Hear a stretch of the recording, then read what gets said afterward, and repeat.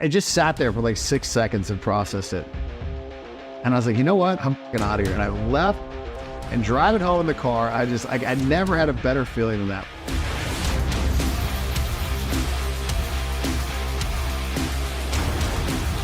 What would you say is the greatest high? We went all the way down the road to hedonism and documented it. You know, so I think I'm gonna probably read the Quran. So you would consider being a Muslim? To me, like, my moral code keeps me on track. That's my religion. Do the right thing. You know what it is. So marriage is out the question for you, out of the question, no interest at all. Unless she's a billionaire, you know what I mean? I'm like, you got any guns? Like, can we buy a gun? He's like, no, but we can buy dynamite. How old are you at this time? 13? 13, yeah. And you're interested in guns at 13? Oh, I was like 6, I got my first gun.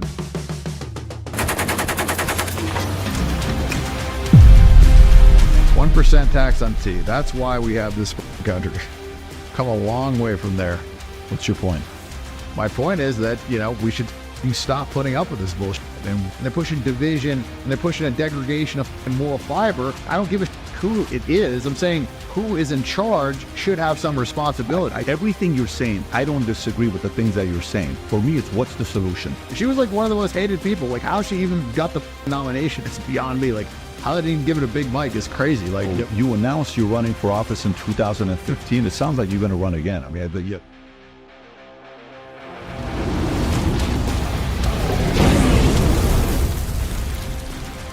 Today, I'm very excited to sit down with businessman and former professional poker player Dan Bilzerian.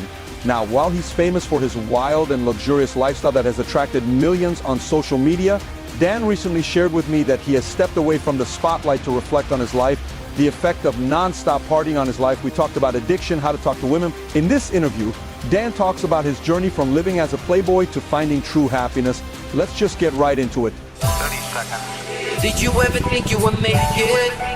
I feel I'm so close I could taste sweet victory. I know this life meant for me. Yeah, why would you bet on Goliath when we got Bet David? Valuetainment, giving values contagious. This world of entrepreneurs, we get no value to haters. How they run, homie, look what I become. I'm the one. So Dan, question for you. Typically, when people think about following you, they'll see the videos with the girls, with the yachts, with the shooting, with all the crazy stuff that you do. You've been a little bit low-key lately. And a picture came out, you know, hey, I'm married, you know, you kind of fool people. But what's been happening with Dan lately? Because we're not seeing the same old Dan. Yeah, so I was pretty crazy, and then COVID hit, and I took that time, and I was like, I'm going to write my book. So spent, I don't know, 18 months, 2 years writing the book and doing the edits, mostly the edits. And then after that, I kind of like, you know, had a little bit of a backslide. During that time, I realized like the hedonistic stuff wasn't really making me happy. Like, I looked at all the stuff that I did in my life, things that made me happy, things that didn't.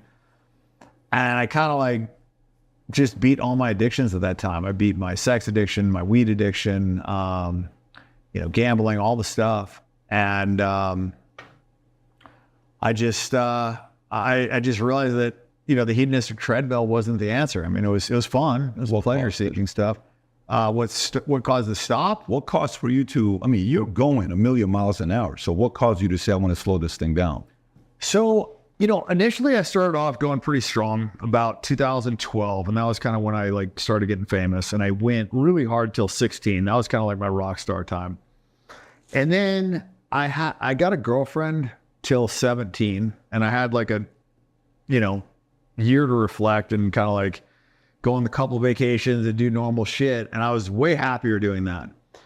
And then at the end of that year, I kind of, you know, weed became legal, and I'm still like, you know, getting people coming up to me all the time, all corners of the earth. And I just realized like I should turn this into something, you know, like I should monetize this in some way. If I'm taking pictures in every fucking, you know, like Costco for the rest of my life, I'm gonna be pissed off, you know, if I didn't do something with it. And so I started Ignite, and I felt like, you know, I smoked weed all the time. It was, you know, made sense. And it just, man, it was not the answer. The weed was not the answer. We ended up going to nicotine, and that did well. But the process of doing it was kind of like an amplification of everything that I'd done before. I kind of like just raised the bar on all of it.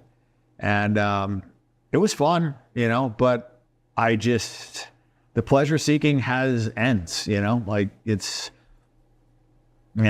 like a drug, you know, like you can only eat so much Percocet and then you got to eat more Percocet to get the same feeling. Then eventually you have to take it and not feel like shit. And pleasure seeking is similar, I think, you know, when you chase money or chase pussy or you chase all these things, there's not really like an end. I think you come to realize that, you know, it's just not it's just not the final answer to happiness. You know, it's like, it's temporary stuff. It's fun. It's something that every guy should do to a point, but like, you know, not like Hugh Hefner where the guy was doing it till he was fucking 90, like surrounded by some retard that didn't even want to have sex with him. You know, like that, I saw that and I was just like, man, like, I don't want to do that. That's not your aspiration. You're not looking at Hugh Hefner because it was like initially, growing up, I was like, you know, the guy's the fucking man. He's doing it. He was like the original Playboy and I always wanted to do that. But after I did it for a long period of time, I just realized like I had more fun hanging with my friends, having, you know, interesting conversations, you know, doing business, doing things like that created something like the rise up. I always felt like was better than the top of the mountain. I got to a lot of the tops of the mountains and I looked around and I was like, all right, you know, it's cool. What's next? And yeah. Did you ever see his interview with William Buckley in 1966? I didn't know. So he's doing this interview explaining that the idea of monogamy comes after polygamy. And he's explaining this to Buckley. Buckley's a conservative guy. And then, you know, the interview's going back and forth. I don't think man can be monogamous. I think man is polygamy. You almost got to get out of your system. And then the way they cut this video, it ends with him at the end of his career with 4 wives, saying the fact that he never became monogamous. So can you like see yourself with, we've read about it. Everyone's seen the videos. Hey, what's the most in a day? 9. How many have you been? 3. For how many days? This and all these numbers that you openly talk about. Can you actually see yourself being monogamous with just one? So I've done it. Yeah, I've actually done monogamy. And I think it's, you know, surprising as it is, like hearing it from me, I think it's a more natural state. Like, I think that if you really like a girl, I don't think it's worth the pain that it causes them to fuck other girls. Like for me, having sex with a bunch of girls doesn't really mean that much anymore. So I don't really care. I think if I was a guy that only had sex with, you know, 3 girls his whole life and now a hot chick came along and she wanted to hook up with me, I think it would be a big deal and I'd probably regret that and I would think about that a lot. Mm-hmm. But at this point, I don't know. I just don't think it's that big a deal. And I think if a girl likes you for the right reasons, it's going to be tough. I mean, there are exceptions. Like there are, you know, bisexual women and women that are cool with it and whatever. But I've found that for the most part, most women are not okay with it. And like I said, if you know, are really into somebody, you kind of don't want to like put them through the pain. So I think monogamy is, as crazy as it is for me, a more natural way, you know? How long were you monogamous? The longest?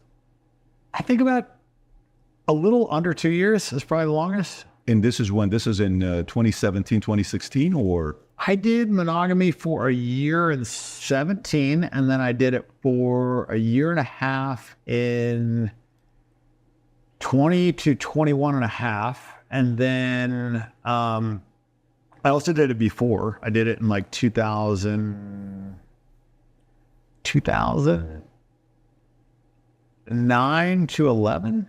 So like a couple years. 2009 to 11. Yeah.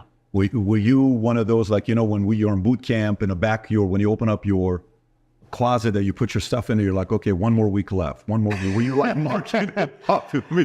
No, that one was actually easy. But that was actually the relationship that just set me off the planet. So that was like a monogamous relationship. And when that didn't work out, I was like really in love with this girl. She had my name tattooed on her as a whole thing. And when that didn't work out, she was like, basically it came down to, she was going to move to LA to be, you know, pursue modeling. And I didn't want her to do that. And that was kind of like the break, is like, I wasn't going to move to LA. And the funny thing is then I eventually ended up moving to LA and I became famous. And it was like a whole like Gatsby situation where like all the photo shoots that she would ever go on, like she would hear my name and I would be, you know, banging her model friends. And it was just like, she couldn't get away from it. It was the whole thing. But she was, I think, the catalyst that kind of like set me off a little bit, because she actually, you know, had started off Instagram and she was doing the whole like Playboy thing. And this was like back in 2011 when it was all starting out. So did she break up with you or you broke up with her? I broke up with her because I didn't want to do the LA thing. I broke up with her like probably it was one of those things where I broke up with her like 18 times before Makes like the sense. final. But those one, are the wives sometimes. That's who you end up marrying sometimes. Like when you break up so many times. Yeah. Did anything happen afterwards? Like, have you guys linked up? Do you guys talk or nothing at all? A little bit. Like I put one section of the book. Like I invited her to the White House Correspondents' Dinner, and then I ended up falling asleep in the middle of it, and she woke me up. I was like drooling on myself the whole thing. But yeah, I reconnected with her then, and then maybe one other time, but it was nothing now. It's not something where you. So are you married now, or you're not married? No. I went to a wedding, and I was kind of like, I put on the suit, and it was very strange for me because I'm always in shorts, and now it's kind of like I finally did it. I like dressed up and everything. But you didn't. That was the best. Because everybody's sitting there saying, "This guy's finally married." They're writing about it. Oh, they went crazy. Yeah, that was great. So okay. So Dan, in the company I run, I've been in financial industry for 20 some years, and I experienced two different things with guys, and I'm curious to know what you'll say about this. Guys who got it out of their system early on and they had some fun, and then they got married, they didn't feel like they were missing out on anything. Yep. Okay. But guys that didn't have fun and then they had a lot of success, and let's just say they got married, and then they had a lot of success, and maybe they had only been with 2 or 3 girls in their lives. Let's say 5 girls in their lives. Then they start making money. Then they're on stage. Then they're getting all this attention. They didn't know how to handle. Oh my God, I love the way you speak from stage. Oh my God, you're so this. Wow, you have such great presence. And then they get tempted. What do you think is the right balance? Well, that's kind of one of the reasons I'm not a big proponent of marriage, is because I feel like it brings finances into your relationship, and I think it should be separate. And so, yeah, when somebody gets married and then they go make a ton of money and they haven't had a lot of sexual experience before that, and now all of a sudden they're getting attention at a much higher level, it's tough. It's a lot harder for that guy to be faithful than the guy that had done it all before and doesn't really care that much. And so I think that's one of the problems that I have with guys getting married early on, is that it just, then later they feel trapped. Now I have all these, opportunities and I can't take advantage of them. And I think that's natural for a guy. And, now he's going to feel like he is missing out, or, I wouldn't feel like that. So, I think before you get married, especially if you plan on making a lot of money, you might want to kind of like get out there and do your thing so you don't have that regret. So for you're ready right now. If the right girl comes, you're ready to get married? Well, I don't know about married. I don't see a lot of upside in marriage. Like I could see, for a rich guy to get married, it's kind of a negative free roll. It's almost like you're betting half your net worth. You're going to love one girl forever. Like, I think it's a pretty big bet. And I don't think there's a big payoff on the other side of it, because it's not like you have to get married to stay with her. Two people can be together without getting the government's permission. And so if you're having kids and you're not successful, I get it. It makes sense. Or if you've just had, a partner for a long time and you trust her and she's just your fucking person, then okay. But I think when you're 43 years old and you're successful and you're out there dating, I don't know. What's the upside? Why, there's a lot of good lawyers. Yeah, he's called. There are in the right state, and but you're not going to make any money doing it. You know what I mean? It's kind of like a business decision. If you look at it like you can only lose money and you can't make money, and gambling, we call that a negative free roll. So marriage is out the question for you, out of the question, no interest at all. Unless she's a billionaire, you know what I mean? Then maybe she's proposing. Then she's probably 85 years old. Yeah, she's probably living in Palm Beach. It's a different profile. I don't know if that's what you're into. That's not my demo. Yeah, then you'd need to come up with a new product for Ignite that you would promote and to sell to the market. But going back to it, okay. So marriage, while you're going through this process that you're going through, like kind of changing some of the ways you're living. Is faith played any role in you? Are you like thinking God at all? Are you going through that at all? Or nothing that... Not in the traditional sense. Like I don't believe in like, going to the church and worshiping and doing all that stuff. To me, the idea of a like God that's up there that is requiring everybody to worship him seems a little strange. I'm not saying it's not, okay, it's not shitting on people's religion, but it just... I don't know. To me, the more successful people are, or like, the better a fighter is, the less he needs everybody to tell him how great he is, And I feel like if you were God, would you really need everybody to worship you all the time and tell you how great you are? Doesn't seem to, correlate with the experience that I've had, I feel like everybody knows what the right thing is to do and just do the fucking right thing. Like, that's my religion. Do the fucking right thing. You know what it is, you know? Like, I mean, everybody's kind of got their confidence unless you're a sociopath or something like that. Like, so just do the right thing and, you know, don't fuck people over, you know, treat others as you want to be treated. You know, I think there's a lot of knowledge in the Bible. I think there's a lot of good quotes in there. But as far as like traditional mainstream religion, I'm not, you know, if I were to be anything, maybe Christian. You know, I like the Muslims. I mean, I think that they have a pretty peaceful religion. They get a really bad rap in the media. But I've met a lot of Muslims and they're, you know, pretty morally sound for the most part. So you would consider being a Muslim? I don't know enough about their religion. I think I'm going to probably read the Quran. So more to just understand it. I'm not really looking for like a mainstream religion to join, but... Is there this guy, I don't know if you know him or not, this guy named Andrew Tate. Do you at all talk to this guy? Yeah, we're friends. Yeah. I'm obviously being sarcastic. I know you guys have spoken. He spent time with you. Yeah, but obviously he went from, you know, being a Christian to being a Muslim. Yep. And now he's pretty loud about it. Does he have any influence with you reading the Quran or not really? A little bit. Okay. You know, I mean, he's a smart guy. He's a pretty smart, well-read guy. So I don't think he would take that decision lightly. He's probably done the research, you know. I don't know. He hasn't converted his brother, so I guess his case isn't that strong. But I don't know. I mean, like I said, I think, you know, there's nothing wrong with learning. I mean, understanding where people are coming from or what they believe in, I think is always good. So did you hear the reason why he said he became a Muslim? No. So when they were in jail, when he got out, we went out and visited him in Romania.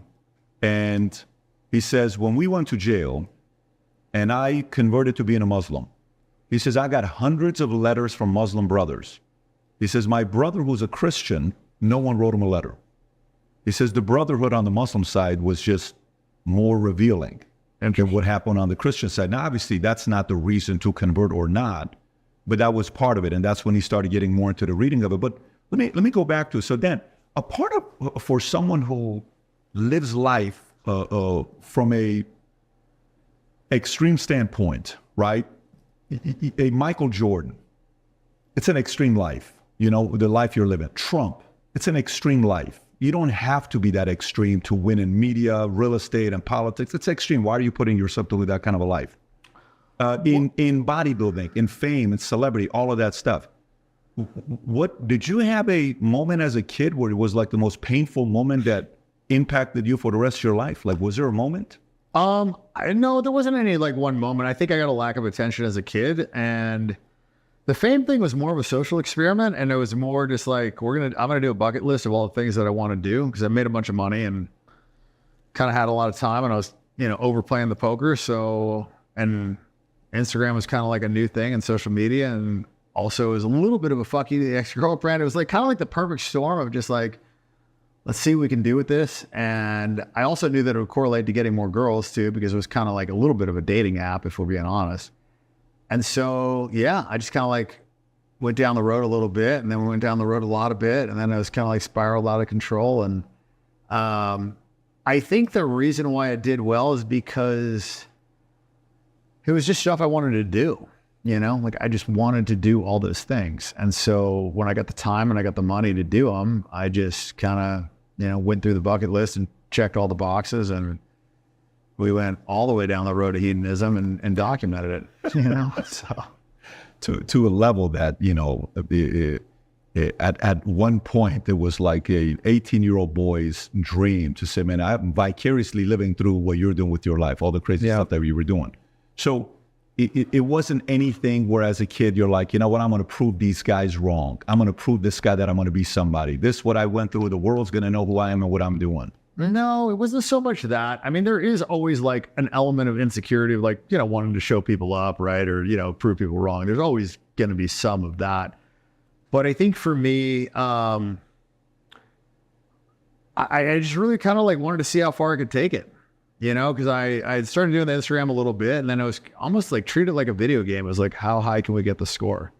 You know, and it was also like in conjunction with, I just made, you know, $50-60 million that year playing poker, and, you know, things were going good, and I was making money left, right, and center, like way faster than I could spend it. And I don't know. They just like, they had a good synergy. It was like, I wanted to do all these things. And those were also the things that like a lot of other guys wanted to do. And they're responding really positively to that. So it was very interesting to the audience. And I was also kind of like, fuck it. Like I didn't have a job. Like I didn't care what my parents thought. I just didn't give a shit what anybody had to say. So I was able to like really just put it out there raw in a way that other people, I don't think have ever done before. And I think, you know, and in the captions too, just like the way I would caption things. I mean, it was just like, fuck it, you know, this is what I'm going to say, and, you know, see what happens. You know, it's kind of like throwing a grenade in the toilet. You know, it's going to be interesting. We don't know what's going to happen, but it'll be interesting to watch, right. You know? That's true. Like even with the wedding picture, you're like, I'm finally doing it, right? It's not like everybody's like, oh my God, he's married. But going back to it, I'm Armenian, you're Armenian, your father's Armenian, your mom is... She's Norwegian and Swiss. I'm a bit of a mutt. Got it. So growing up with an Armenian dad, was he a typical Armenian dad? Like, hey, when you and your brother, when you guys grow up, you got to do this, and you got to do this, and you got to do this, or did he kind of leave you guys alone? I would say my dad was anything but typical of anything. He was a very strange, like unique person, and he was not around very much, and he was really, really focused on business. And when he was around, it was for sports, and he was like basically a drill instructor. I mean, it was like hardcore to the door, you know, 2 hours a day practice every day, including Sundays. And if we lost a game, it was like no talking on the way home. It was like really like, you know, serious. And this is when we were like 7 years old. So I would say he didn't have that much of a direct impact in the sense of like him teaching me things or me following his path. Mm-hmm. I would say he had a pretty strong indirect impact in the sense that I didn't get a lot of attention from him. And so I think a part of the social media stuff was like, you know, some validation and some attention seeking and whatever. But yeah, like I said, I think it was like a perfect storm of just like running this experiment, having all that fucking money, having all that time, not having anybody to answer to, you know, and at the time when social media was kind of new too. So nobody had done that before. Yeah, because when I go back and I see you and I go back and I'm studying your dad, I'm like, okay, this guy, he went to what, Harvard? Yep. He went to Stanford. I think he met your mom, I think at Stanford, if I'm not mistaken. And then he was also a military guy. He got a bunch of awards. You know, he was, but even that profile of a guy is super competitive. Yeah. You don't get to go to Stanford and Harvard and do what you do in the military. Where did the drive come with him? Like, who was your grandfather? Is there a lineage of somebody that from the top is just challenging, driving, pushing, that keeps getting passed down to top? It's an interesting question. I didn't really know my grandfather that well, but from the moment I remember my father, he was like an ultra competitive guy, like absurdly competitive, to the point where like if he lost in a family tennis game, it was like he was going to maybe break his racket or blame my mom. I mean, it was like insanely competitive, you know, like 6 years, like he sued the Little League, you know what I mean? Like he was a maniac. So he sued the Little Why did he sue the Little? It was some little thing, like they were doing a fundraiser or something. And I guess they didn't raise he said he would match it if they raised a certain amount, and they raised like a little less than that amount. And then they basically said that he welched. And so he sued them for slander. I don't know. It was like a whole crazy thing. But the point is, like, he was not normal. He was a nut, and he was super competitive. Like I said, I don't know where he got it from, but he was like that since I've known him, and he's like that now.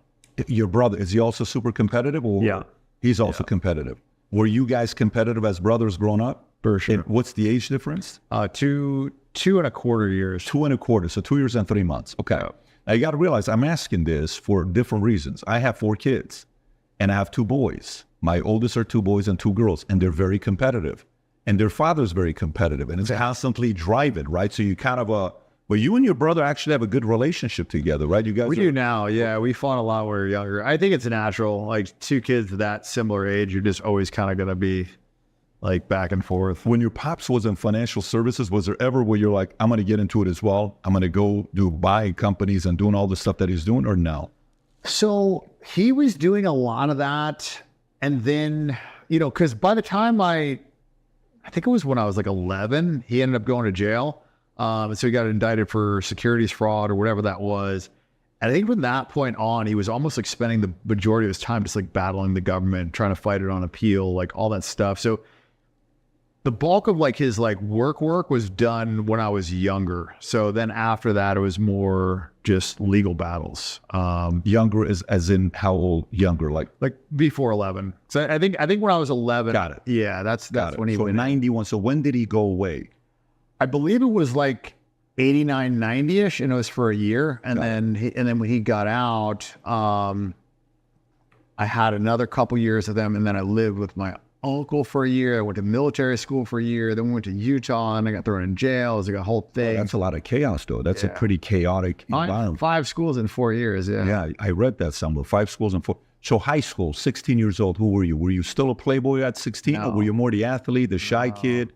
I played baseball. I was good at baseball. I was starting pitcher as a freshman on the varsity team. So I was good at baseball, but I wasn't a stud by any means. I wasn't getting a lot of girls. I think I lost my virginity at 13 to a Mexican hooker. So it was like nothing really to brag about there. Did you go to Mexico? Yeah, I know. Yeah. So I was in boarding school at the time. Revolution Avenue or whatever that place is in TJ? I don't remember. No, it wasn't TJ. It was Mexico City. So I was in boarding school, military boarding school. And I hated my parents at the time for sending me there. And my roommate, he said, "You want to come home with me for Thanksgiving?" And I was like, "Where do you live?" He's like, "Mexico." I was like, "Well, fucking Mexico is kind of shitty. Like, what the fuck?" He's like, "No, man. Like, we got our own house and we got a limousine." And I'm like, "Can we, I'm like, you got any guns? Like, can we buy a gun?" He's like, "No, but we can buy dynamite." How old are you at this time? 13? 13, yeah. And you're interested in guns at 13? Oh, I was like 6. I got my first gun. No, like a real, because of Pops? Was he fully into it? Or? No, my mom's side. So my grandfather was like real big hunter, all into guns. My dad, it's actually the first gun that my dad gave me was an M16 because it's the only gun he knew from Vietnam. And that was the gun that got me thrown in jail when they found it in my car at school. How old were you? 17 when I got thrown in jail for it. And because what? You took it to school with you or you had it in your car? Yes, I had it. It was technically considered school grounds because the parking lot, I guess, was considered part of the school, even though it was like a mile away. So it was basically the same in their eyes as me having it in the locker. So I got like charged, and this was like right after Columbine or whatever that fucking school shooting was. So it was not good. So I did like 3 weeks in jail. Dad kind of came in and bailed me out. And then I got kicked out of the state of Utah. And then after that, I went in the military. So when was the military? You were 13 years old when your dad sent you to boarding school? Yeah. And how was that experience? It was pretty shitty. That was like, it was mostly, I think it was all guys. Where was it at? It was in St. Pete, Admiral Farragut. Got it. When I was at Harvard at this OPM program, Owner President Management Program, it's like a 3-week executive program that you go to, and they have 144 different CEOs from 44 countries. And it could range from a guy running a $11 billion company, range to a guy doing $22 million a year. But the minimum was you had to be above $10 million a year in top line revenue to go to it. My classmate, the guy that was staying in our, whatever you want to call it, rooms, the campus that we had, he was from Lagos. He was worth a couple $100 million. I said, "So where does your fire come from to be worth a couple $100 million?" And all of a sudden, we're having this late night conversations at dinner. He gets emotional. I said, "Brother, I just asked you a basic question. Why, what happened to you?" He said, "My dad told me I needed to go to boarding school to be a man. And for 3 years when I was gone, all I asked myself is, how could a father be away from his son that he loved so much for 3 years? I told myself, if you send me away to be not seeing my own dad for 3 years, you will never see me ever again." And he never came back. Wow. The guy went and made a couple $100 million, and everything to him was his dad. He's like, "Watch what I'm going to do to you. You don't want me to be around." Did that do anything to you, or no? Were you at boarding school? Like, how come you don't want me to be around you? I love you. You're my dad. You're my family. I want to be. Did you have that kind of a feeling, or not really? Well, I got kicked out of 2 schools in 7th grade. So I got kicked out of the school in Florida, and then my dad sent me to live with my uncle in Minnesota, and then I got kicked out of that school. And then I think they were just kind of like, fed up with it. But I didn't have a good relationship with my dad. I was kind of like, he was just always all business. And it's funny, man, like some of that stuff, like you said, like that was that guy's drive, that was his passions. It's kind of like at the time, you probably thought that was a really shitty thing, but had not been for that, maybe he wouldn't have gone out and made 2-3. So I'm asking the question. Because for people to be able to, the whole concept of winning, you have to be able to handle criticism, being misunderstood, hated, controversy, conflict, the heat, the constant chaos. And typically the guys that can handle that well weren't trained when they became successful. They were trained on how to be in a chaotic environment when they were kids. Yeah. And then later on, they're like, listen, you think this is painful? You have no clue what I experienced when I was 11 years old. That's where the real pain comes from. For me, living in Iran, you go through a war, you see what's going on, 10 and a half years living in Iran. Later on in life, you're like, yeah, this is COVID, guys, relax. You know, it's not what we went through in Iran. But that's why I was asking a question for you. Yeah, I think the biggest disservice that, you know, a parent can do is to give the kid too cushy of an upbringing, honestly. Like, I think there's almost no upside from it. I mean, I know it's good. Like, you want to, you know, give your kids a good life and everything, but eventually they have to leave the nest, you know? So unless they're coming out with a trust bond or you're, you know, going to support them, it's kind of like they're going from here to here. It's just, you know, it's tough. I mean, if I were to plot, you know, my life path, I would always want to go from the bottom and a slow rise up, you know? And so it's tough because you want to give your kids a great life and you want to give them all the things that they ask for. But sometimes, yeah, you're doing them a disservice. And sometimes, you know, like your friend, I mean, his dad was a shitty dad and it helped him. I mean, so it's kind of... That was his driver. Like, right? He was not going to stop. But going back to it, with this whole conversation with your dad, for you, when you're seeing, you know, having a pops like that, having, you know, you and your brother yourself, have you thought about, like, I'm going to have kids one day? Or is it something like, I don't ever want to have kids because for whatever reason you don't want to have it? I always thought that I wouldn't want to have kids. And then my brother had 3 kids and he's actually a great fucking dad. He's probably the one thing that would maybe, you know, sway me a little bit, but I just feel like I have to just do all the things that I want to do because kids are such a separate chapter of life. You know, it's kind of like you have kids and now you're living your whole life again through them. And you got to dedicate a lot of time to want to be a good parent. And so I don't know. It's just not, I feel like it's a decision a lot of people take lightly. And it's, to be a good dad, you lose a lot of freedom. So I'm not, you know, kind of ready to lose all that freedom yet. What else, what haven't you done that you got to do before having kids? Like, what else is it where you say, you know, like, what else can you check off? You and I were talking that you're like, yeah, you know, I'm in Dubai. I talked to this guy. He goes and he has the record for 460 feet. We decided to shut down the pool for me. And I go 100 feet and, you know, right in the middle of it, I'm thinking I'm going to die. You know, I make it to, I mean, the stories, the stuff that you've done is wild. What else is there left for you to do? Well, that's the thing is, I don't know if I could have done all that stuff if I had kids, you know, like I probably wouldn't be risking my life or whatever. But today, though, today's a different story. Well, that was only 2 years ago, but yeah, I mean, I hear you. I don't know, man. I feel like I still have more things to do. You know? What's the greatest high you had? Like if you say, you know, the greatest high I ever had was XYZ, what would you say is the greatest high? Is it winning 50 million? Is it 9 girls? Is it the house? We're in a house right now. I don't know how long it took us to take a tour of this house. How many square feet you said this house is? It's like 52 if you count the rec center. But by the way, if you're watching, it's not 5,200. To most people, 5,200 is a big house. 52,000 square feet. And the house you were renting in, what do you call it? In LA, it was like 65. How big was that? I think it was 32. 32,000. Yeah. So your limit's 32. You don't like anything less than that. Well, I mean, you know, I actually don't need all this space. It was nice during COVID. I mean, you know, the paintball and all the shit. But I don't know, you know, I went and did Canada for a week and I was living in a shitty cabin out there and making my own food and stuff. So, I mean, I can rough it if I need to, but. What's your greatest high? Greatest high, I don't know. It's hard to say. The gambling was definitely, I mean, gambling are super fucking strong spikes with dopamine, good and bad. I think one of the moments that I remembered was when I graduated Hell Week during SEAL training. That was probably one of the big highs because it was like such a, you know, so it was just like something that I never thought that I would be able to do. And then it was like followed by one of the biggest lows because the commanding officer didn't like acknowledge it or didn't care. And it's kind of like, and then I got kicked out 3 weeks afterwards. So, but that was a milestone. It's hard to say. I mean, one of the mistakes I made is I didn't stop and enjoy the ride as much as I should have. I was just always in such a hurry to get to the top. And I think when you do that, you deny yourself a lot of the, you know, satisfaction of the journey, which I think is the most important part. And so, hard to say. The girl stuff is just such a blur, you know, but there was definitely like defining time that I was just like, you know, I felt like the fucking man, you know what I mean? Like, it was just like I'd done shit like I would have ever dreamed that I could do, you know, with like the hottest chicks, you know?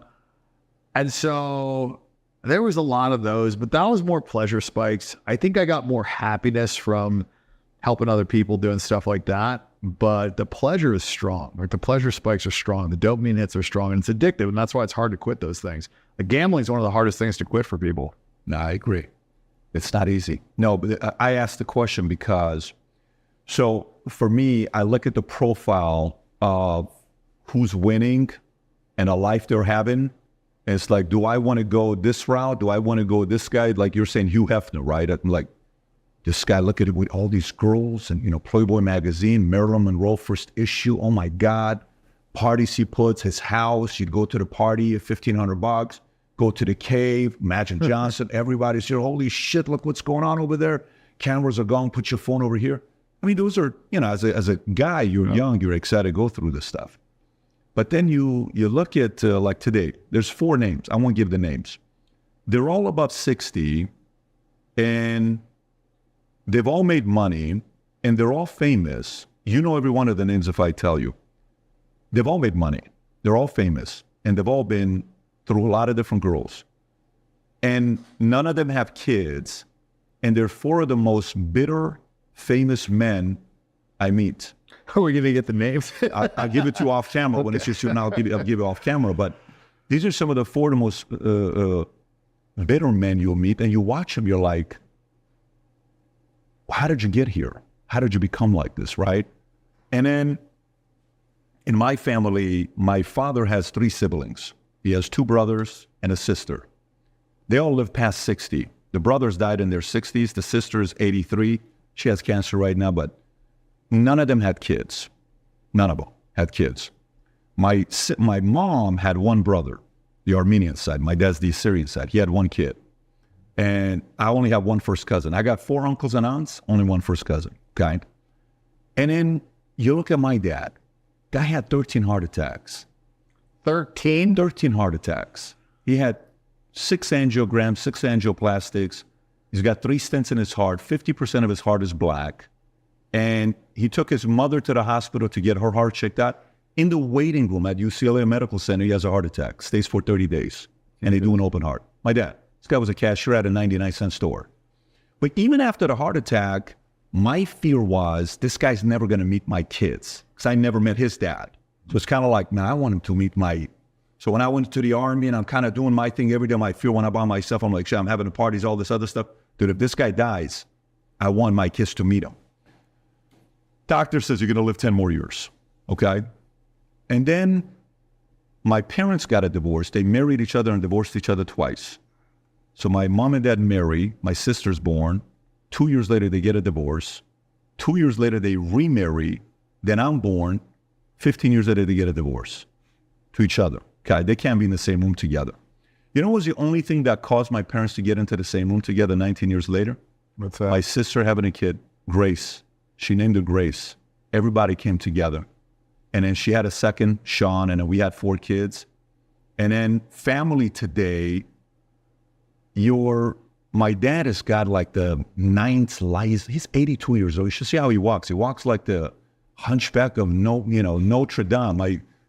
Boys always make fun of how he walks. He walks like this, okay? His back is all like this. But I asked him, I'm like, hey, why are you still going through this? He works every single day. He says, are you kidding me? I got 6 grandkids. So the highs when you go and you make, I've had the exit, money hits the account, $200 million. Feels amazing. Private jet, travel, go spend $500,000, have a great time. Unfreaking believable. The people that said you'd never make it, you win, and they come back and say to your face, I fucked up, you made it, respect to you. The teacher who said in school you should, I feel sorry for your parents because of who you were in high school, 1.8 GPA. And then 6 years later, you're coming to speak at the school and they're introducing you. You were the 1 point. These are all good highs. Brother, we're 2 years apart. You and I are pretty much the same age. Nothing, no high comes close to from my life, my experience. I'm not talking about it from your experience. Nothing comes close of having kids, man. There's something very special about it. I've heard that from a lot of people, actually. Yeah. Actually, you know, now that you mentioned that, I think I do have a significant high that I remember. I was in class, and I had just made like $400,000 that month playing poker. And how old are you? I was, well, this is my last day of college, so it was 27. Okay. 27. And, you know, my professor was just kind of like talking down to me in some way, shape, or form. I don't remember exactly what he said, but I just kind of like checked him. And I was like, you know, you're not going to talk to me like that, like whatever. And he's kind of like looked at me like I was crazy. And I said something to him like, you know, look, dude, like, what the fuck have you done? Like, you graduated college, like, congratulations. Like, you're not better than me. He's like, oh, what have you done? And I'm like, well, you know, I'm a fucking veteran. And he's like, oh, no, this is what he said. He said, what have you done? Graduated high school? I'm like, no, actually, I got a GED. But I'm a veteran. I made more money last month than you're going to make in the next fucking 3 years. Or last week than you're going to make in the next 3 years. You know, and so you're just not going to fucking talk down to me. Yeah. And he said, well, if you're so fucking rich, he's like, what are you doing in college? And I was like, I just sat there for like 6 seconds and processed it. And I was like, you know what? That's the smartest thing you've said all fucking semester. You're right. I'm fucking out of here. And I left, and driving home in the car, I just, like, I never had a better feeling than that. Like, I finally got the chance, and I told him, fuck you on the way out. Like, I finally told the professor to go fuck themselves. And I never had to go back to college, and I never had to like answer to anybody. And for that point, like, I never had a job. I just could do whatever the fuck I wanted. I had like actual freedom, because the whole time I was gambling in college, I still had to go to class. You know, I was getting the GI Bill and all this stuff, and I felt like I had to do it. And it was just like very liberating. I just, for the first time in my life, I felt like I was actually free, because I was in the military, so I was always answering to somebody, and before that, and my parents and whatever. And I think that was like the first time in my life, that defining moment when I was just like, I can do whatever the fuck I want tomorrow. That's the ultimate high. That for me, that's the one that I remember the most. I wasn't the richest, sure as hell, you know, like, you know, I wasn't famous. I wasn't getting, you know, like crazy. It was just like, but I felt free, and that felt really fucking good. Yeah. I mean, that's a big driver, right? Chip on the shoulder, proving others wrong. It is a big driver. I wrote a book earlier this year called Choose Your Enemies Wisely. Some of the guys that do the biggest things in life, they chose the right enemy, but some of them it's temporary drive. Some of them it's 10, 20 years. Some of them it's permanent till the day they die. Yeah. And it's that element of when you look at some guy, you're like, that guy's still going. Why are you still going 50 years later? That's a different enemy he chose than the other guy that had a fire for 6 months or 12 months or 24 months. But that's a completely different conversation. In these uncertain times, if there's anything we need, is we need people to believe the future looks bright. So if you've heard about me saying this mission to you, we're on a mission to get 1 million people to wear this gear. And this is what we're doing. If you buy one of these hats, there's a category of buying one hat, getting the second one free. If you haven't yet worn this gear publicly, go ahead and test it out. Buy some of the gear, wear it in public, and see how many people will stop by and say, you also watch a Value Tim? You also follow PBD Podcast? I do too. Place your order. Go to vtmerch.com, click on the link above or below, place your order, and represent the VT and the PBD Podcast gear. That's good to know, to see where you're at with that. Let me go to a different conversation with you. Recently, you know, when I watched some of your tweets, I don't know if you've announced this or not. I don't know if you've joined APAC. I don't know if you are, if you are an advisor for them. Let me read some of these tweets. Muslims aren't the problem. The open borders and motherfuckers and the media attacking nationalism, pushing DEI, transgenderism, and destroying moral values are the problem. August 4th. If you don't put America first as a U.S. politician, you are committing treason. Supporting Israel is bad for America. Netanyahu is a convicted war criminal, and Israel is not our ally. We fought way too many wars for Israel, and we certainly don't need to give them any more money. July 25th. These idiots have ruined movies. Everything they put out is literally propaganda. And then all of a sudden, we got scripture here. For what shall it profit a man if he shall gain the whole world and lose his own soul? Is this recent comments you're making about Israel a recent thing, or have you always had these beliefs?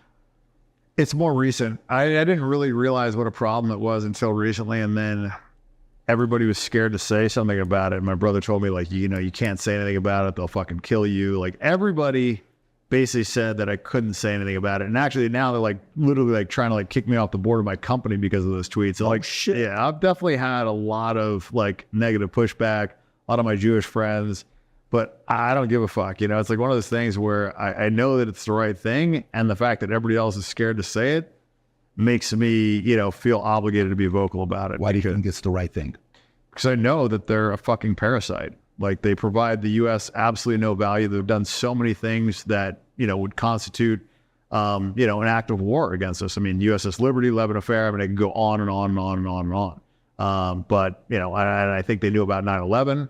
I think they had JFK assassinated. The first thing that he wanted to do, you know, right before he died was, you know, make AIPAC a foreign entity, and not allow them to have nukes. And then all of a sudden this fucking guy's dead. And Jack Ruby, who is Jack Rubenstein, you know, I mean, it's just like, and then you just, I don't know, man, I can't ignore all the shit that they've done. They sold our secrets. Netanyahu lied to us about weapons of mass destruction. We fought all these fucking wars. My friends have died over there. Like, you know, and I just look at what they provided us with, and it's fucking, it's not nothing. It's like a negative, you know, it's not, even if they just didn't do jack shit, that would be, you know, bad, but they've actually done things to hurt us over and over and over again. So like this whole thing of they're our greatest allies, just complete fucking bullshit.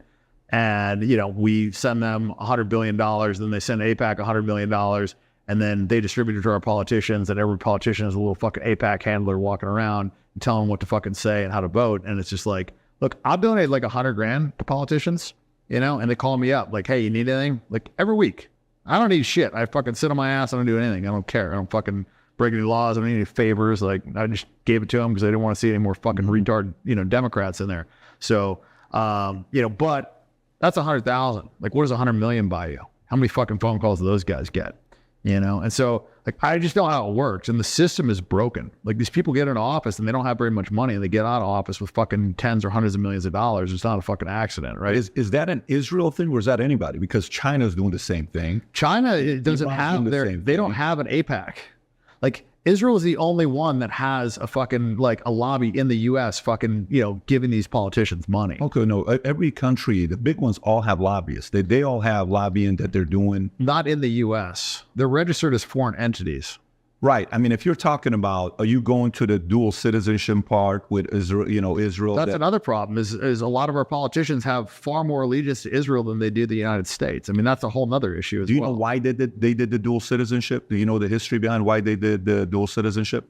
What do you mean? Like, so the whole concept of dual citizenship was because when Israel became a, you know, country again, they didn't want the people from here who wanted to go back to Israel that didn't have a motivation to go if they were going to lose their citizenship here. So that was the reason why they did it. It was kind of like, okay, you're your own country. We kind of need some of you guys to move over there to help the country out.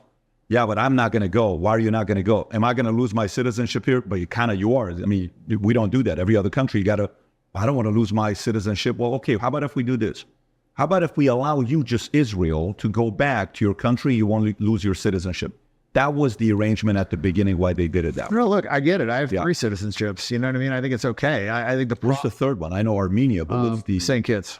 Okay, got it. Yeah, so I mean, I don't have an issue with dual citizenship. My issue is when somebody is holding a U.S. office and they are putting a foreign nation's interest before America's interest, and they are favoring that other country. And so that to me is treason. Like when you are a U.S. government official, your motivation should be to do things in the best interest of the government that you are representing, not 100%. Some other fucking foreign country. And that's the problem.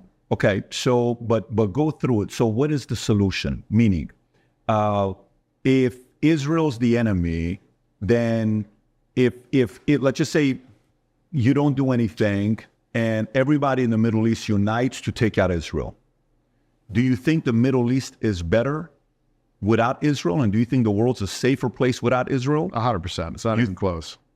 Okay, tell me why. Why do you think? Give me an argument otherwise. Please. But give me one argument why the world would be better off with Israel. Let's just start with that. One thing. Give me one thing. Have you ever lived in the Middle East? No. I lived there for 10.5 years. It's a very, it's not as like here. You can sit here, you can be an atheist, you can be an agnostic, I can be a Christian, it can be a Jew, it can be an LDS, Muslim, no problem. We can coexist here. You can do that in Israel. You can do that. I mean, not really. They're operating apartheid right now. So everybody's not living equally. Not at the level of Iran. Not at the level of what Iran is doing.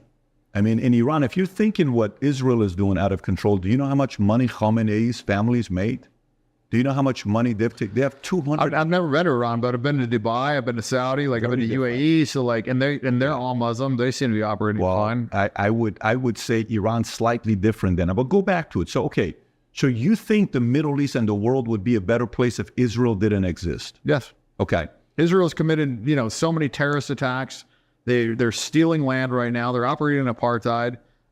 They're currently committing a genocide on Palestinians. Like, do you believe in the genocide they're committing? I think they're fighting for themselves and they're defending themselves. Do you think that's defense? Well, when 1,200 people died, and of which the 1,200 you've killed and admitted that you've killed a lot during, your handle. I will tell you this.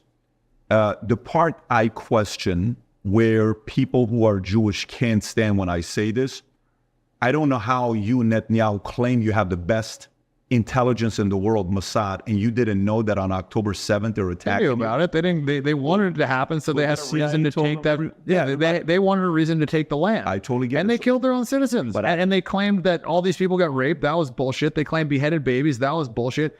Everything that they said was a fucking complete. Not only was it a lie, but they committed all those atrocities themselves to the Palestinians and been caught doing it. In fact, they just got caught gang raping Palestinians. How many babies have they killed? All the things that they accuse the Palestinians of or Hamas of or whatever, they're guilty of 100-fold themselves. And they've been doing that. Like October 7th wasn't the start of this. Like the start of this was Nakba. They've done so many different. Disagree. Yeah, I don't disagree. Yeah, so I mean, this is not like, it's not like October 7th is like, it's all of a sudden they just came over there unsolicited and just killed people. Like they have been killing Palestinians for years and years, operating two sets of justice. It's like they have the justice for the Palestinians and the justice for the Israelis. And if you read the Talmud, like, if you're not Jewish, you're basically not a human. You're like, like cattle. If a Jew is killed by, somebody that's not Jewish, then it's the death penalty. If a Jew kills somebody that's not a Jew, then, you can't kill them. It's not the death penalty. Like they literally like segregate in their Bible. They're very protective of themselves. I don't think anybody can debate that. I don't think it's well, it's not the problem isn't that they're protective of themselves. The problem comes when you think that you're better than other people and you think it's okay to lie to anybody that's not a Jew. You think it's okay to steal from people that are not a Jew. You have two sets of standards. The problem with that is it allows you to rationalize anything, right? And human beings are generally self-serving creatures. So if your fundamental religious belief system allows you to operate in such a way that you believe there isn't consequences to stealing from other people, killing other people, raping, kids that are under 9 years old, like if you think those things are okay, then, how are you going to operate? Because to me, like my moral code keeps me on track. I don't think that's what it is. I don't think it's because you're saying it one-sided. You're not telling the other side of the story on what they're doing either. You're not saying what Hamas did. You're not saying what they did. What did Hamas do?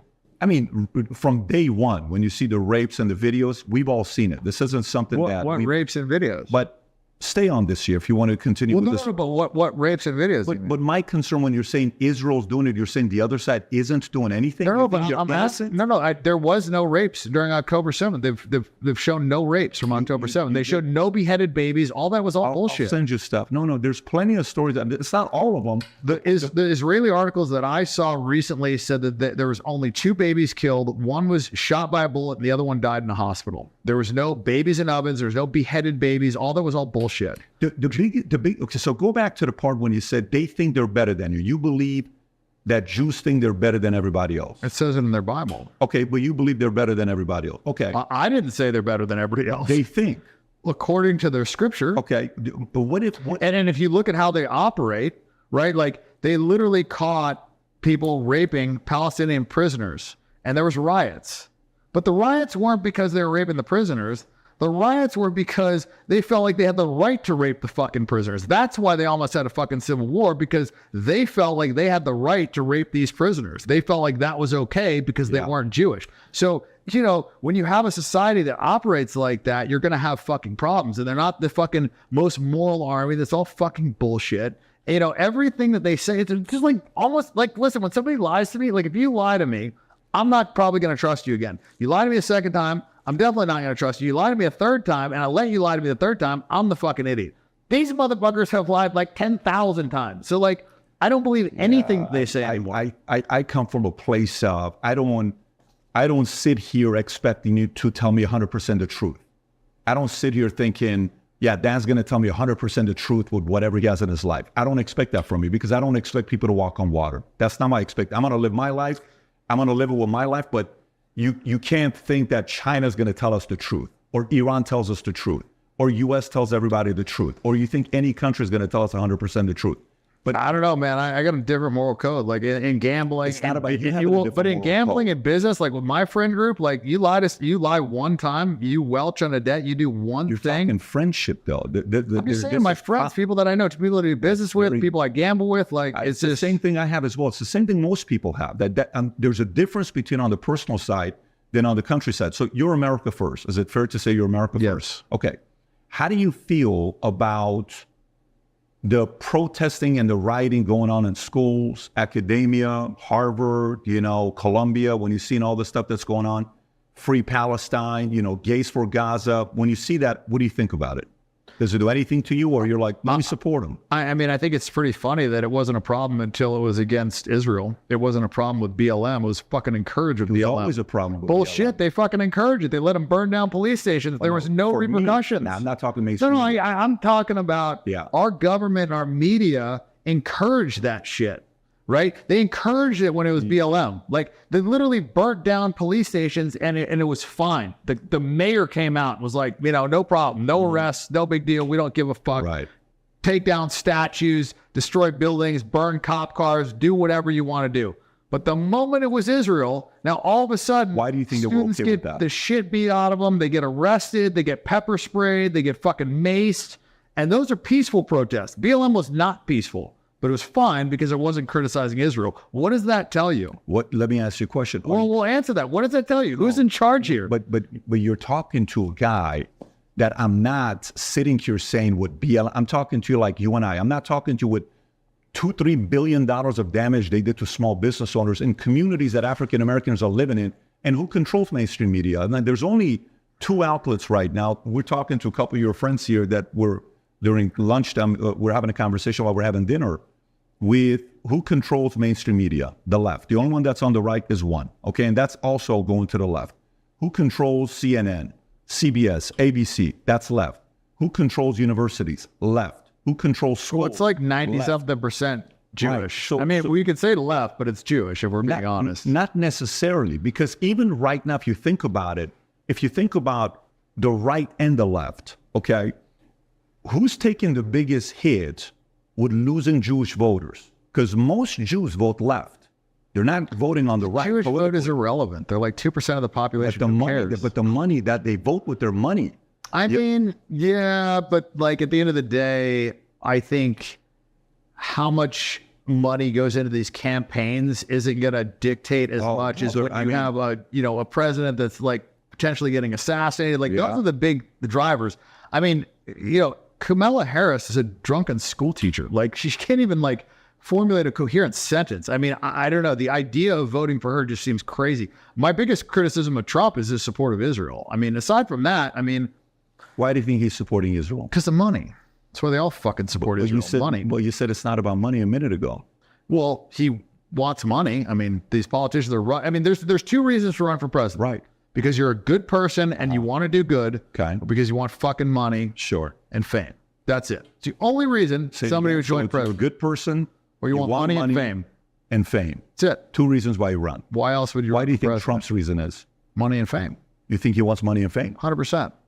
You think Trump's running because he wants money and fame? 100%. He has money. He is famous. He wants people to love him. He wants attention. I mean, he was doing like reality shows for Christ's sakes. Like he wants more money. I totally get it. But you think he is more, he is, how much you think it matters for Trump to be liked? I think he wants people to like him. Okay. Yeah. So if that's the case, he should have never ran, because ever since he ran, people don't like him. I get it. Well, I mean, but the fame is like that. I mean, fame is polarizing. Like, there's very few people that become famous that don't have people hate them. I mean, it comes with the territory. Like, if you want to be loved, you're going to be hated as well. It's just, that's the way it is. In 2014, he could have been invited to Beyonce and Jay-Z's party. in 2014. In 2014, he would have been invited to, what NAACP in 20. He went to everything. So one thing to be invited to parties, another thing to have international status and legacy, and So the reason why I brought the money side with Jews. So who do you think the recent event with October 7th hurt more, the left or the right, politically? October 7th? What do you mean? Israel, Hamas, like this whole back and forth. Which political party you think has lost more, taken a bigger hit with their position they've taken with the Jews? I mean, they're both pro-Israel. So I don't think it's a left against the right when it comes to Israel. And that's like what people think is like, but it's just a distraction. Like they're both pro-Israel. They're both, fucking Biden's giving Israel shitloads of money. Like, what do you mean? Trump's going to give shitloads of money. Trump's going to fucking go to war with Iran. What are you talking about? They're both fucking. You think Trump's going to go to war with Iran? He said he's going to. No, it's his way of saying to not go to war. He said he's going to. The same way he said with everybody else that he was going to push them. War didn't happen. He said. I mean, I don't know. I feel like he said that he was going to. So then let me ask you. So who would you vote for today? It doesn't sound like you're voting for anybody. I mean, if I had to choose between those two, Trump for sure.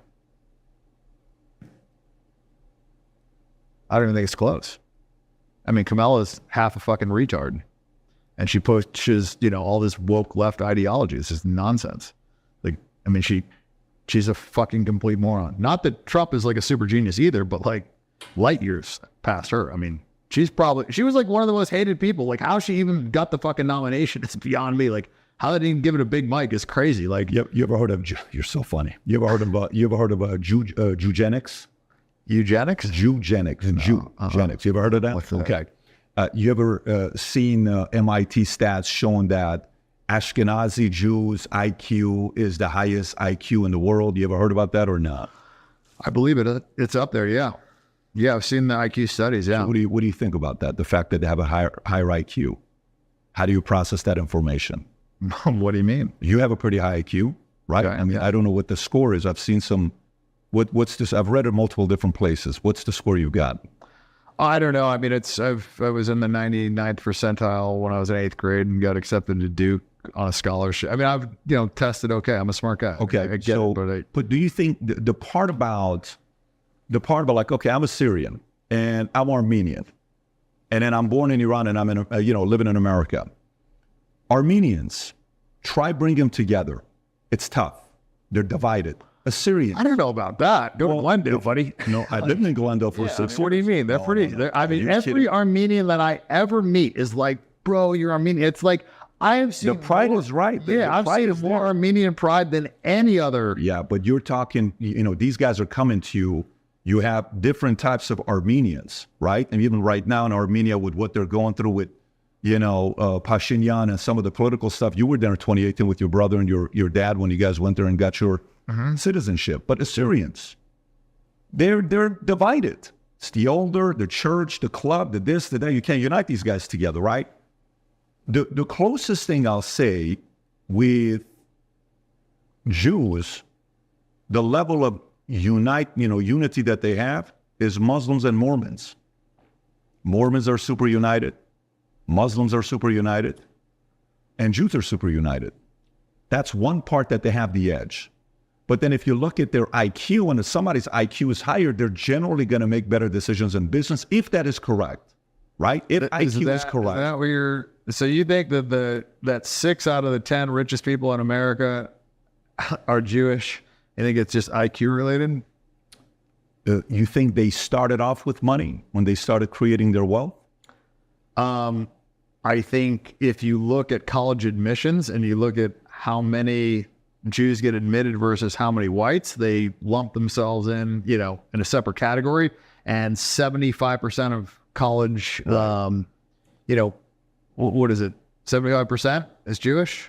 Of what? Admissions? I don't know the exact college executives. What Ivy League? The number I have is, in the world, there's 267 Jewish billionaires. That's 10% of all the billionaires, while they're only 0.2% of the world, right? So that's a 5% overrepresentation. In America... Wait, you're saying they're 2%? They're not 2% of the world, they're 0.02. If that's why I said 0.2. No, they're not. I think it's 0.02. If you do 9 billion, they have roughly 15 million people. Okay. So 0.2% of 8 billion is like 16 million, and that's what they have. Okay. 0.2%, Not 2%. No, we're saying the same thing. No, We're saying the same thing. So in U.S., 132 Jewish billionaires out of 756. 17% of billionaires in America are Jewish. Mm-hmm. Did that happen accidental? Is that because they work together? Is that a bad thing? Is that something where, it's kind of like saying, when Tom Brady was playing in the NFL, the guy was freaking hated. It's like, oh, Deflategate, or this, or they did this, or they did that. I don't care that like 90% of sports are black or whatever the fucking statistic is. I don't give a shit if Jews have all the money. I really don't care. I don't care if they run Hollywood. Like, my issue is like culpability with the people that are pushing these fucking bullshit narratives. The media is mostly Jewish, and the media is pushing this fucking DEI. Yeah. They're pushing this trans bullshit. They're pushing they push the COVID fucking shit, right? So all I'm saying is I want you to be responsible for what you're in charge of. I don't care if it's the purple people in charge of the banks. I don't care if it's the fucking green people in charge of the fucking media. No, but dude, hear me out. I don't care who the fuck it is. I'm saying if the media is the green people and they're pushing COVID and they're pushing DEI, they're pushing transgenderism and they're pushing racism and they're pushing division and they're pushing a degradation of fucking moral fiber, I'm mad at the green people, right? You see what I'm saying? I don't give a shit who it is. I'm saying who is in charge should have some responsibility. I see it in a different way. Here's how I see it. So I see it as, when I'm coming up, I have my friends, I'm in the insurance game and I'm making $100,000 a year, and they would say, oh my God, look at those guys. All they care about is this, and they help each other out, these different insurance companies. I'm like, yeah, how about we figure out a way to do the same? No, but they have this, and it was almost like a little bit of from a place of victimhood. Like, look what they're doing. I'm like, okay, let me continue. So I grow, then I get to the next level. I'm making a little bit more money, and now I'm in different meetings. So at every level, Dan, my experience, I may be wrong, and challenge me as much as you want and say, rip it apart, the argument that I have. Okay. So while you're making six figures, you're in a room with 50 other guys making six figures, right? You know which guy that's at six figures that's going to go to $250,000, and you know which guy's going to get stuck at 100,000, and you know which guy's going to go down because he got lucky. Maybe he landed a big insurance sale that paid him $60,000. You could filter those guys out. You go to $250,000, you saw the same thing. You know who's going to go next level, who's going to stay, who's going to go down. $1 million, 10 million, 50 million, at every, even $1 billion on who's going to go. Like, Elon's probably not going to slow down. But between Elon and Bezos, guess who's probably going to slow down if you chose those two? You may say Bezos. They're both worth a couple $100 billion. They have more money than many countries have. But at every level, eventually somebody stops, right? And some continue at every level. This is in basketball, sports, poker, you name it. I had a big $1 million thing. I'm happy I walk away. To me, the part of it that I see when I'm talking within my community, I'm a guy that in my house, I have a 15-foot painting in my house. When you come to Florida, if you ever do, I'll show it to you. In the middle of it, you know who it is? The Shaviran is right in the middle of it. Guess who was the biggest against the Jewish Zion media empire? Guess who was the biggest person that called him out? Him. And what happened to him in 1979? You know what they did to him? They got rid of him in a different way. So you're not talking to a guy that is Jewish or pro this or pro that. For me, I want to see what caused them to go from where they were at to having the kind of wealth that I have today. Can that skill set be transferred to others? The part that you and I can criticize is what they do with all the power that they have today. We can criticize that all day long. They run media, they run CNN, they do this, and they all tell everybody, you better say this, and you better say that. The Soros, the Bond, Bronfman, all these guys. You can criticize that all day because now you have the power. What do you do with the power? But my interest is, what caused them to get all this money? It's not like one day they woke up, they found something, and the next thing you know, they're doing this. How did they get all this power and this money that they made? Was that pure luck? Was that accidental? I mean, depends on what field you're talking about. I mean, I think when you kind of stick together and when BlackRock, their execs are 100% Jewish. So when you only hire Jewish people and you give them preferential treatment, I think it's natural for, your race, religion, whatever, to have a higher, success rate when you're banded together and everybody else is divided. And, it seems like America just gets more and more divided by the day. And what would make it easier to conquer a country than to divide it? It's a lot easier, that's why they say divide and conquer, right? So in order to rule a country as a small class, you want the country divided. What's happened in the last 4 years? Our country's more divided than it's ever been. It's more racist, it's more divided, it's more fucking angry. Everybody's fucking pulling each other apart. And, and the same playbook is happening in the UK. So I look at what is going on in the world and I don't think it is a positive thing. And so that is where, I get upset is because. Yes, but the question is, how did they get the power? How do you think they got their power? Because this didn't happen, just, 70 years ago. They didn't have a country, whatever the timeline is when they got it, right? How did they all of a sudden go from what happens in Germany, then they get their country, then they're able to move up politically, then they're able to move up in media, then they're able to move up in all these different places with finance and Wall Street? What did they do right? How did they get all this power?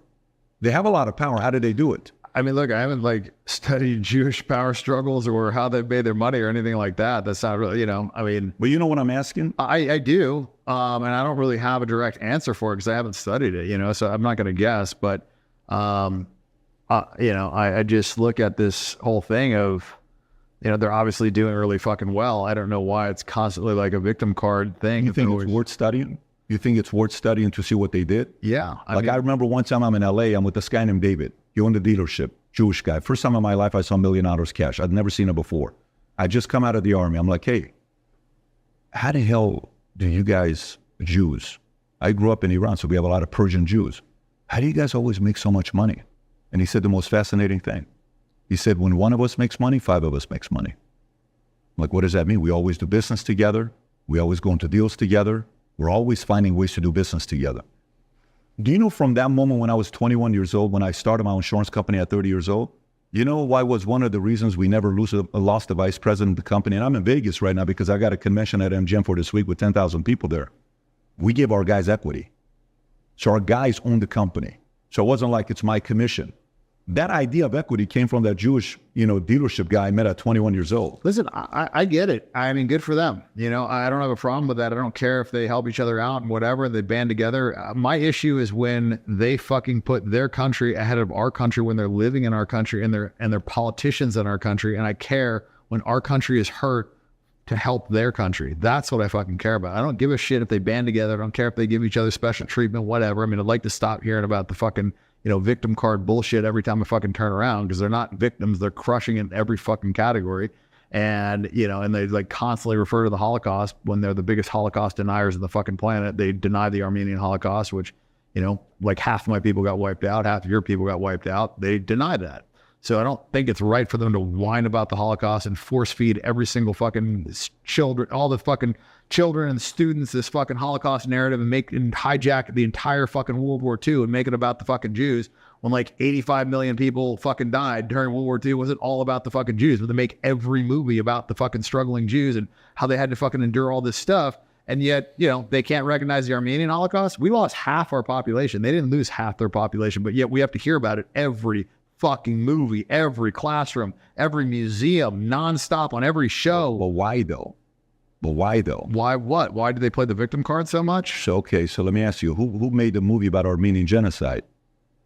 I don't know who made it. Did you ever watch the movie with Christian Bale? 1917? No, not 1917. The recent one with Christian Bale.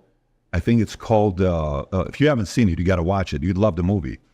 But it's called Belief or hang on, Courage, Armenian Genocide movie. What's it called? The Promise. Have you seen it? No. It's ridiculous. I'll send it to you afterwards for you to watch. But The Promise. Do you know who made The Promise?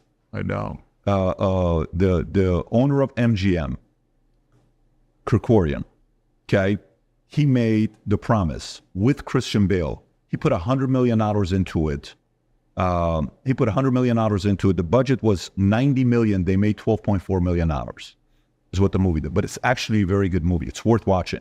But the point I'm making there is, an Armenian created $9 billion of wealth for himself that he could use the money to make the story, to tell the story of what really happened with the Armenian genocide. I think you're missing the point. It's not about what they do in Hollywood with their money. It's about the fact that the government puts this in the school systems. But why do they put it in the school systems? Because they're controlling our fucking government. Why do they control our government? I don't know, because they assassinate presidents. They assassinated JFK because What? they have a Mossad operation at fucking Epstein Island. They get blackmail on our politicians. They give hundreds of millions of dollars via APAC. That's why they fucking control the country. Epstein's brother. Yeah, but that's when you asked the question. That's why they control the country. But the point is. But is that right? Like, I'm not saying it's just because they control it doesn't mean that it's like a pat on the back because they're doing it through fucking illegal means. So, brother, I'm a business guy. So are you. I'm looking for solutions. What is the solution? What's your solution? The solution for what? To this challenge here that they're able to make all these movies, tell the stories, put in the schools, put in all this stuff. That's not my issue. My issue is our support of Israel, and my issue is like Israel's control over our government. That's my problem. It's not these fucking movies. That's like proliferated shit. My issue is that Israel's controlling our government. They have, Mossad operations to get dirt on our politicians. They're fucking bribing our politicians. That's my problem.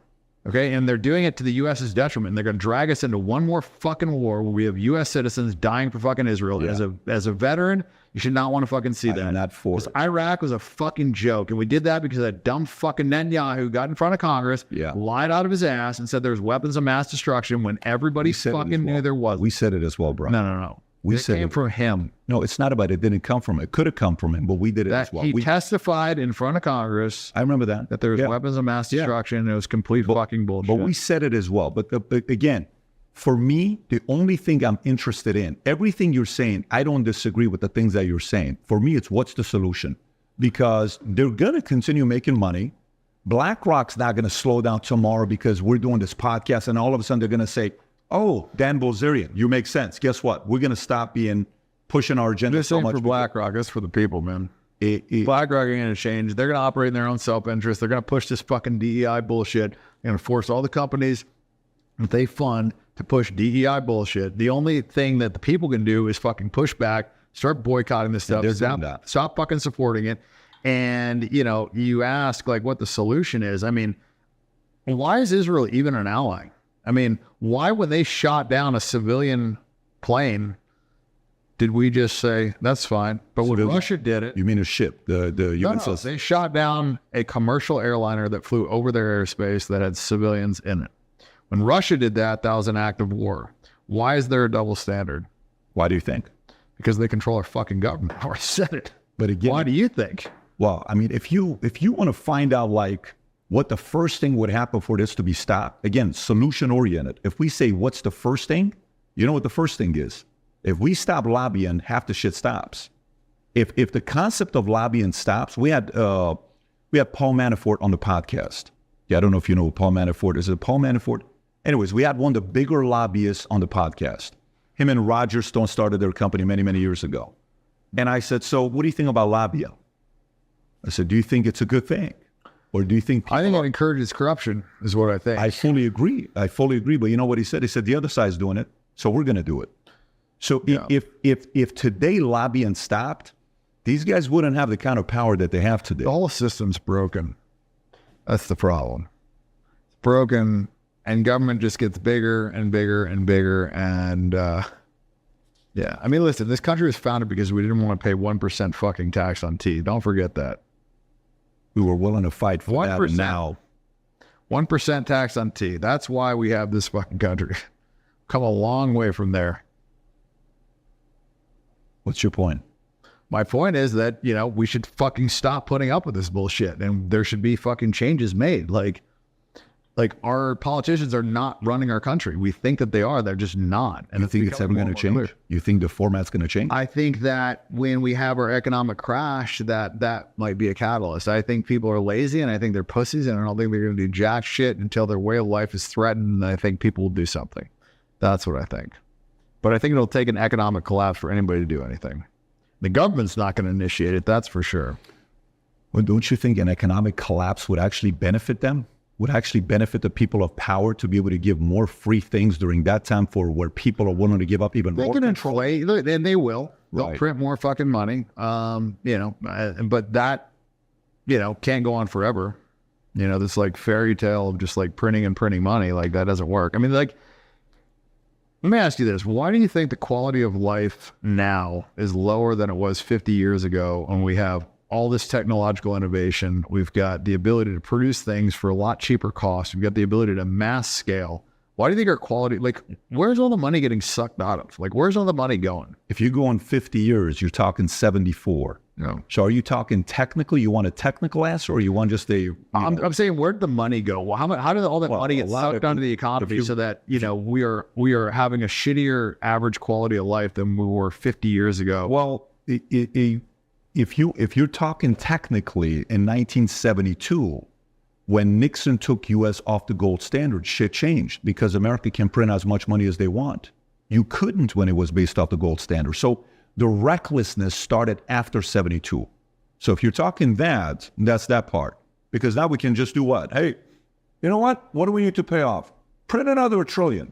Print another $4 trillion. Print another $6 trillion. It's okay. Exactly. And by the way, just so you know, the more money they print, guess who makes the money? You know what the money goes up to? The people that have businesses. Yeah, I mean... But if you're asking the technical question, that's where the wild, wild west started.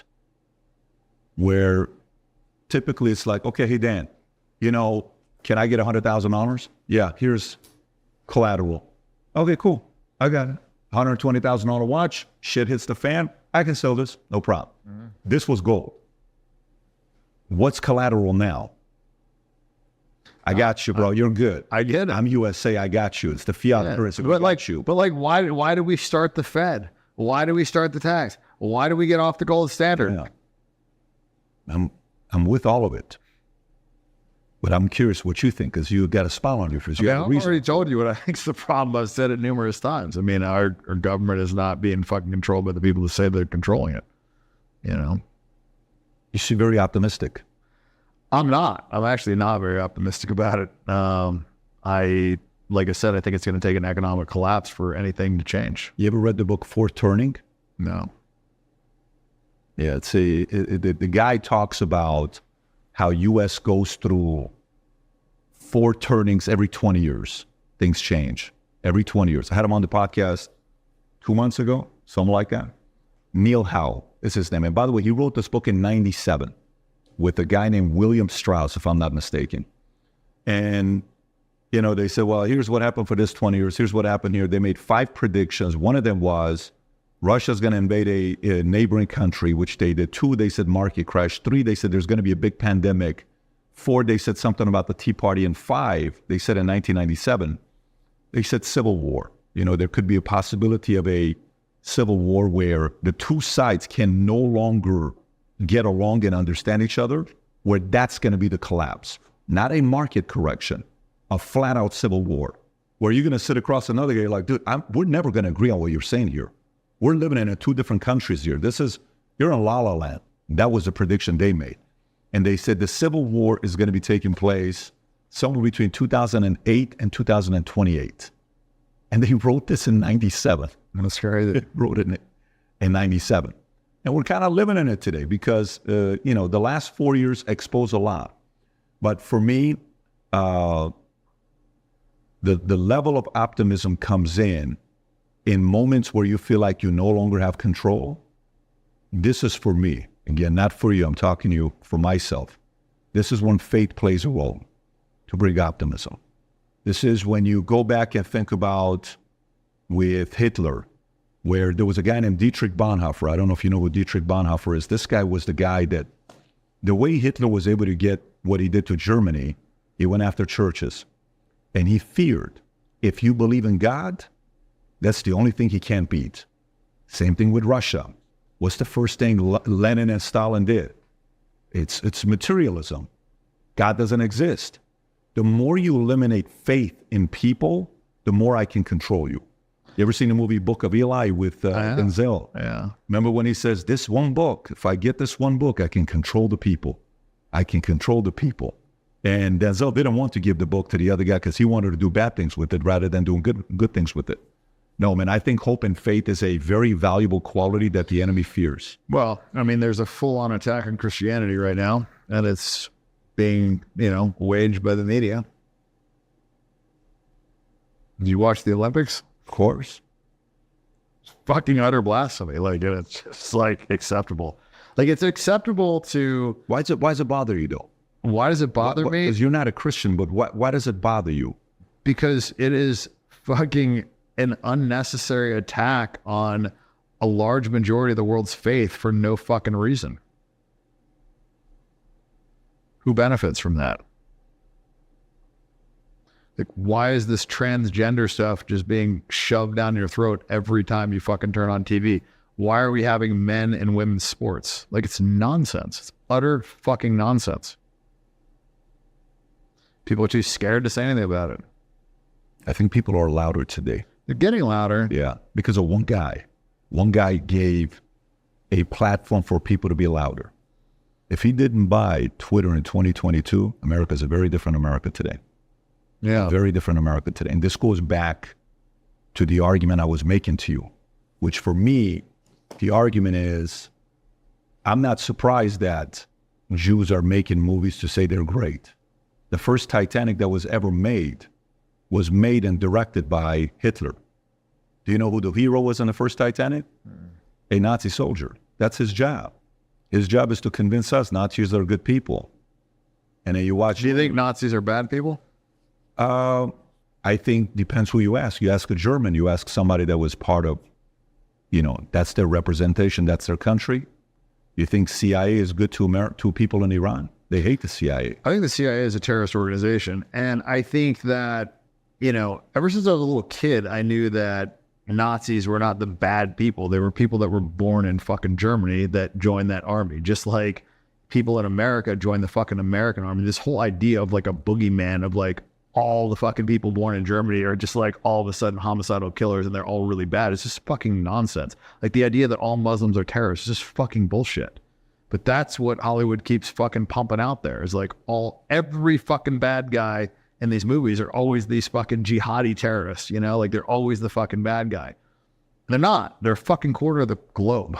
Like a quarter of the globe is Muslim. They're not all fucking bad guys. They're not all terrorists. They're actually like a pretty peaceful religion. But like, I don't like this propaganda being like shoved down your fucking throat all the time. So you think, okay. So you said earlier, did you watch the Olympics opening? Great. Who do you think did it? Okay. Are you alluding to the fact that Jews were the ones that are funding the Olympics, the commercials? So because of that, they made fun of Christians. Is that kind of where you're going? Or no, you're just saying they're mocking Christianity, period. Yeah, I don't know who's... Okay, I got you. I thought you were going there. No, but to me, okay. I just don't think like on a worldwide stage, mocking a religion is acceptable. I fully agree with you. It's atrocious. And especially like this injection of gay shit, which is just like, why? Why does everything have to be gay? Why do transgender people have to fucking read stories to children? Why do you have to have gay books talking about gay sex acts for 9-year-olds? Like when I was 9, they didn't tell us about sex at all. You weren't in fucking puberty. Like, why do you have to learn about like homosexual acts when you're 9 years old? Like, it's just nonsense. It's utter fucking nonsense. And who's pushing that? The fucking media. The media is pushing that. The media is saying that that's okay. So I'm not okay with that. Neither am I. I got 4 kids. Trust me. Yeah. I lived in LA 24 years. I lived in Dallas 5 years. I'm in Florida because of that. So in Florida, vaccines. We were talking about vaccines earlier, you and I, about, whether you took the vaccine or not, conversation you and I were having. But, even in Texas, if you want to use religious exemption for your kids to not take the vaccine, even if they go to a Christian school, you still have to have your kids take it and show the card. You know what it is in Florida? What's that? You just say it. And they're like, okay, no problem. No questions. There shouldn't be any requirement anyways. Yeah. Well, it sounds like, you announced you're running for office in 2015. It sounds like you're going to run again. I mean, you're very firm in some of the convictions you're having. And what's interesting about it is you're going through now. So I don't know, are you a guy that reads a lot or no? Are you a big reader? Do you read a lot of books? I read a little bit. Not a ton. I mean... Is the interest there for you to go deeper and deeper on this topic, or is it surface level? I'm a lot more interested in politics in general, I'm watching what's happening in the world, and I think things are accelerating at a very rapid rate, and there's a fucking problem, just like, that's why I did the fucking whole course for guys, because I feel like there's a problem with fucking dating. Guys are doing the wrong thing. They're getting bad results. Half the guys are just quitting on dating. Like there's some real problems in the world. So Tell us about the course you're doing. yeah, I mean, that's kind of the premise of it is guys have bad directions. They're doing the wrong thing and they're getting a bad result because of that. They're quitting. And nobody's really like putting out the fucking good result. In fact, they're giving them like really bad directions. Like Hollywood's giving them horrendous directions. And so because of that, people have bad maps. Bad maps don't lead you to the right place. You're better off not to have a map. You go to the fucking gas station, you ask him, where this and this is, and he tells you fucking go up the road, take a right, and then go 5 miles, take a right, go up the road 3 miles and take a left, and you'll get there. And the place is back this way. You're worse off for having those bad directions. And that's where I think, the state of dating is guys are much worse off for having these bad directions. And so yeah, I just kind of want to like lay out there the correct approach, because that's what I mean. Look, I dedicated a big part of my life to my sex addiction, right? So I learned a lot, and I learned a lot because I had a big sample size of girls that wanted to sleep with me that I screwed it up with, and a large sample size of girls that wanted to sleep with me that I also slept with. And only in cross comparing that data can you really figure out like what is effective and what's not effective. Like if you have a bunch of girls that don't want to fuck you, you're not going to learn that much from that, because like maybe they didn't want to fuck you because you're Armenian, maybe they didn't want to fuck you for this reason or whatever. But like when I have a large sample size of girls that for sure want to fuck me, and I know that because they sent me a DM butt naked with their asshole spread saying I want to fuck you, so it's a pretty good indicator, right? And I screwed it up. So I'm just saying, like in cross comparing that data, I was able to figure out like what things guys are doing wrong and what things I was doing wrong. And one of the things that I was doing wrong that most guys were doing wrong is I was over communicating interest with the girls that I really liked. I was getting a bad result with the girls that I really liked. And then every other girl that I didn't care about, I was fucking and having a great relationship. They were chasing me. And what it broke down to was like the difference between pursuing and being pursued. And when you pursue something, you don't think about its flaws. You think about how do I get it? Kind of like you're at an auction. You're not thinking about like, the flaws of this item. You're thinking about the other 5 guys that are fucking bidding on it and the loss that you're going to feel if you don't get it, right? So when you're pursuing something, you think about how do you get it, right? So most guys are pursuing the girl. And what that does is put the girl in a position of, I know I can have this guy. Do I want him? When you're in that position, it's like when somebody's trying to sell you something, when somebody's trying to pitch you a fucking idea, and I bet you get pitched all the fucking time. You got a lot of money, so sure you get pitched. When somebody fucking pitches you, the first things that you think about is what's wrong with this fucking deal. But if you want to get involved in a deal and the fucking round is closing and 9 fucking of your best buddies just got in there, you're going to be a lot less fucking worried about what's wrong with that fucking deal. You're going to be more worried about how the fuck do you get in it, because you're going to trust that they did the fucking due diligence, right? The same thing is true with pre-selection with men and women. And there's just a lot of these concepts that guys are just completely fucking unaware of. And so I wanted to lay out a foundation of like the things that they're doing wrong, the things that they should be fucking doing, and an understanding of the psychology of like why these things work, why these things don't work, why this is bad, why small things have a fucking massive downstream negative effect. And, and then the power struggle in relationships. I see a lot of guys in these relationships and they're just constantly making these concessions. And then eventually like these things become expected and not appreciated. The woman has way too much fucking power, doesn't respect the guy, and then ends up cheating on him. And I know because I was the guy that they fucking cheated on with all the time. And I would hear these fucking girls and the story it already started with, he was such a nice guy, but, such a nice guy, but, and then it's like, they say that she fucking cheats on him. And it always starts like that. And I think a lot of guys think that because in business or because with friendships, they put in a lot of this effort and that effort is rewarded with a, promotion or a fucking raise or whatever in jobs. And in friendships, your buddy has your back in a fucking fight, shows up fucking 2 a.m. to help you out. Like you're going to have his back in the future. So positive correlation with this effort. However, in a relationship, that positive correlation, is not fucking there. It's actually a negative correlation. The more effort that you put in before you've had sex with a girl, the more you actually get punished for that. And so this is something that like is not intuitive because in your life experience, it's been the opposite. That's why a lot of successful guys actually have a lot harder time with these girls. And my broke friends actually get more pussy than my rich friends. And my rich friends actually a lot of times use their money to their detriment, instead of to help them, because money is a very powerful tool, as you know, with a lot of things in life. And also it can be with women, but most guys implement it incorrectly. So anyway, yeah, that was one of my passion projects. I enjoy helping people. And that was like one of the, things that I've realized was like, I got more enjoyment from helping somebody else out than I did buying myself a Ferrari or whatever the fuck car of the week I wanted to get, And so yeah, I focused the time on that. And while I was doing that, I happened to fucking start noticing these fucking politics. And I got to a point in my life where I feel like I've gotten more than I was ever probably fucking deserving of. And so I just am at a place where I just feel like I should fucking do the right thing, whatever the cost. And so that was why I have been going hard on this Israel to my fucking financial and personal detriment. But whatever, man, it's the fucking right thing. So that's what I'm going to do. I love it. Brother, this has been great. Really enjoyed it. And looking forward to seeing what you do next, man. And by the way, we're going to put the link below to the whole academy you're talking about. Cool. We'll put it below for people to be able to see it. We appreciate you. This was fantastic. Likewise. Thank you. Yes. In these uncertain times, if there's anything we need, is we need people to believe the future looks bright. So you, if you've heard about me saying this mission to you, we're on a mission to get 1 million people to wear this gear. And this is what we're doing. If you buy one of these hats, there's a category of buying one hat, getting the second one free. If you haven't yet worn this gear publicly, go ahead and test it out. Buy some of the gear, wear it in public, and see how many people will stop by and say, you also watch Value Timmy? You also follow PBD Podcast? I do too. Place your order. Go to vtmerch.com. Click on the link above or below. Place your order and represent the VT and the PBD Podcast gear.